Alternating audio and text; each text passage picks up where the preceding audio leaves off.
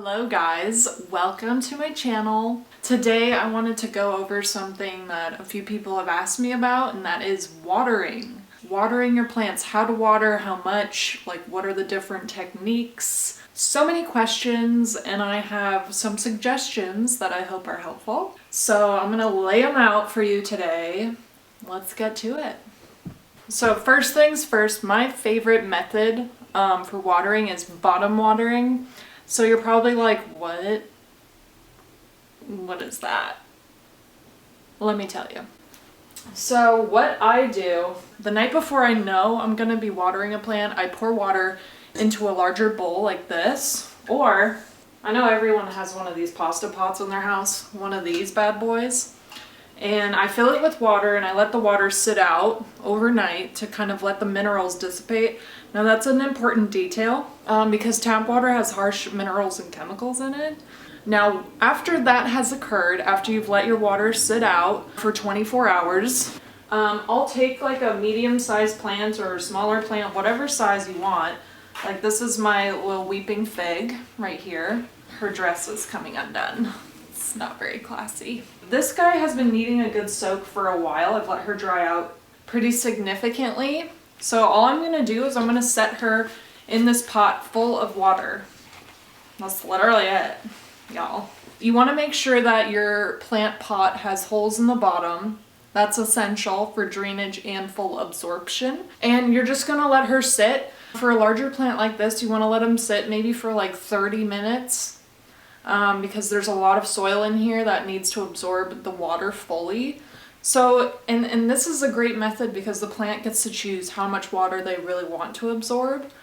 Watering from the top, it can just kind of go down the sides of the pot without really saturating the soil. So that's why bottom watering to me is preferred, because then you won't have to water quite as often either, because you know that you fully saturated the soil. So that is my favorite method. That is the method that I fully recommend, and that only works with plants that have drainage holes, like I said. The other method that I'm going to show you real quick is watering from the top. So if you're not feeling this bottom watering, it just seems like a lot of work, too many steps, too many objects to use, you can always top water. It's no hard feelings. So I'm going to use my Marble Queen, for my top watering example. I have some water in here that I've been letting sit out for 24 hours. I know, I don't know where my watering can is, so I'm using a smoothie cup. So you gotta do what you gotta do, okay? I have felt the soil and it is rather dry, so it's time. And she's feeling a little weak. And that's one good tip for pothos. When their leaves feel a little papery, that's when you know they need more moisture in their leaves. So I'm just gonna pour some water in here, okay? And I'm only gonna pour a little bit and then I'm gonna wait because I wanna see if the water just shoots through the bottom immediately or not. So you see how the water is just kind of in there and we're just kind of waiting for it to fully absorb into the soil. What you wanna look for is the water to be fully absorbed through those rocks and into the dirt. And then you want to see water coming out of the bottom here. I don't see any yet, so it still looks like it's being absorbed. So we're going to wait a little bit longer. And now I'm going to pour a little bit more because I still don't see any water coming out in the bottom drainage pan. So let's pour a little bit more. Stop right there and wait for this water to be absorbed into the soil. But see how water is now finally coming out of the bottom? After about 15 minutes, I'm going to take this pan and dump the excess water out because you don't want to leave your plant sitting in this water for too long. I don't know why I'm so out of breath right now. I'm like, I can like barely breathe. I don't know what the hell is wrong with me. I don't know if you can see it on this camera, but there's water pooling. See how it's like dripping, which is good. That's what we want. And then I'm going to let it sit in that for about 10-15 minutes. And then I'm going to empty out the pan because you don't want to leave your plant in there, like I said. So that is top watering for you. It's a very easy method. I don't always love it because I feel like the soil isn't fully saturated, but if you have a larger plant, definitely follow this technique because larger plants are harder to bottom water because they're heavy or whatnot. So you just want to feed it water slowly in small bits until you notice water coming out of the bottom into the drainage pan. And that's why having a drainage hole is essential. You do not want to have a pot without drainage holes, especially if you're a beginner, because you will end up rotting out the plant and you will be heartbroken. So back to my weeping fig plant. So I'm just going to, like I said, let it sit. It might take a while, but I want to let it soak until the top inch of the soil is wet.